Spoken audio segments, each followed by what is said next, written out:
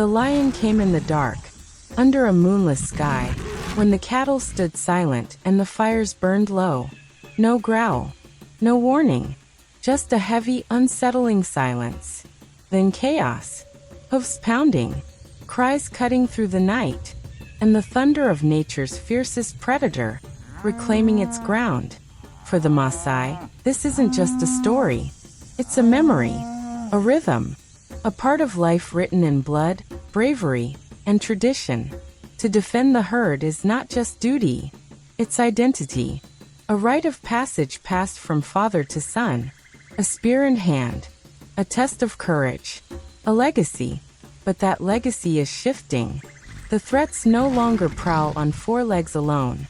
Climate change, shrinking land, and modern pressures press in from every side. Yes, the lion still roars. But today, the battle is not only for survival in the dark. It's for the future of a people, and the way of life they've carried beneath the stars for generations. To the Maasai, bravery isn't something you declare. It's something you prove with silence, with scars, and with stories etched in memory. 4 generations, young warriors, morans, were sent into the wild alone. Their mission: face a lion, armed with nothing but a spear and their courage. It wasn't just a test of strength. It was a rite of passage, a confrontation between fear and manhood. Bringing back a lion's tail wasn't about pride. It was about survival.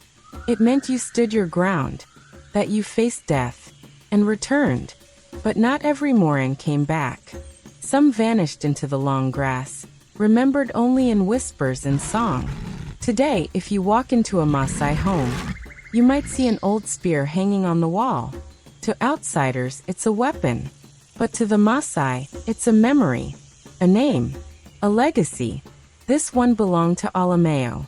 His story, like many others, lives on through the hands that still hold the earth, and the hearts that still hear the roar.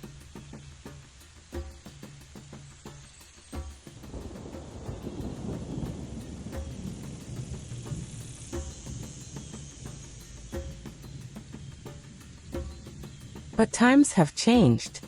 There are fewer lions now. The world may see that as a sign of progress. But here in the wide, open lands of the Maasai, it signals something else. A shift. A danger that wears a new face. The lions don't fear the moran anymore.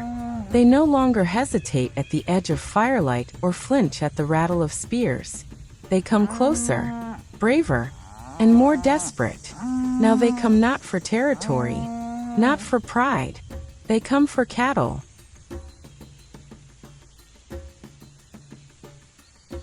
And every cow lost under moonlight is more than a missing animal.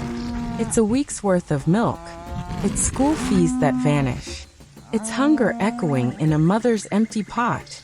It's a future quietly slipping away in the darkness.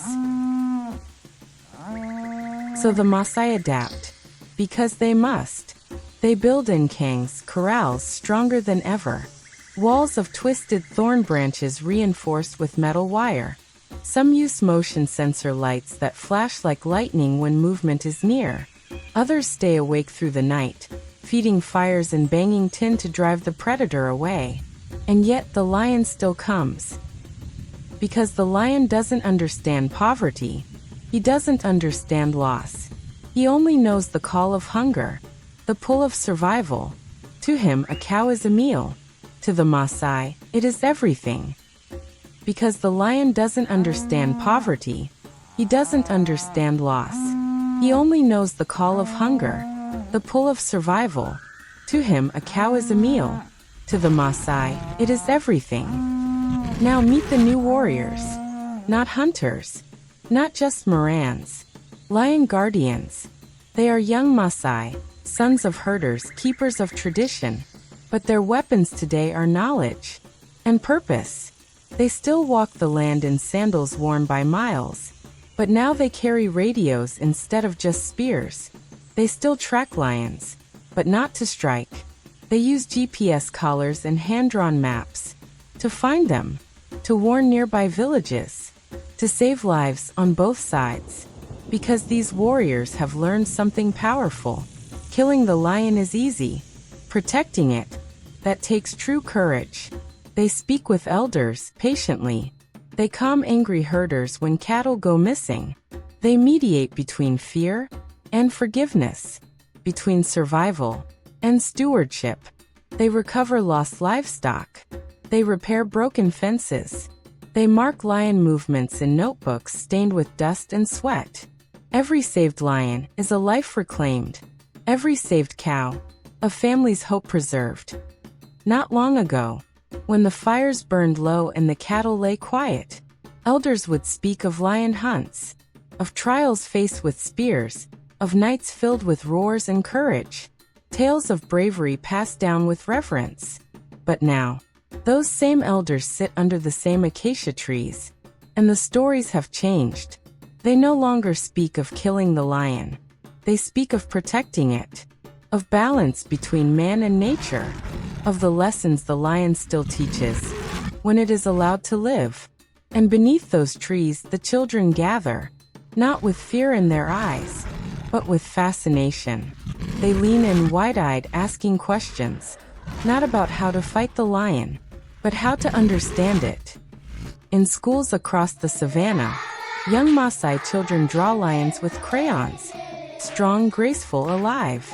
They read about ecosystems and how the lion fits into the great, delicate web of life. They give presentations to visiting students. Tourists now visit not only to see lions, but to learn about them. Guided by young Maasai voices, they hear firsthand how lions hunt, raise cubs, and travel the land. The stories are no longer only told in fireside whispers. They're shared in classrooms, in visitor centers, in the global conversation. These are not just warriors anymore. They are ambassadors of the wild, stewards of knowledge, bridges between tradition and conservation. The lion still roams the land, a symbol of strength and spirit that time cannot tame. And so do its guardians, watchful and ever-present. One with teeth, fierce and unyielding. The other with tools, crafting the future with steady hands. Both proud, both powerful, both bound by a shared purpose. Not driven by hate or fear, but guided by history, deep and enduring, filled with wisdom earned through generations, and fueled by the promise of change, hopeful and just. If this story moved you, share it. Support local efforts to protect lions and the communities who live beside them. Like, subscribe, tell someone. The lion's story is still being written.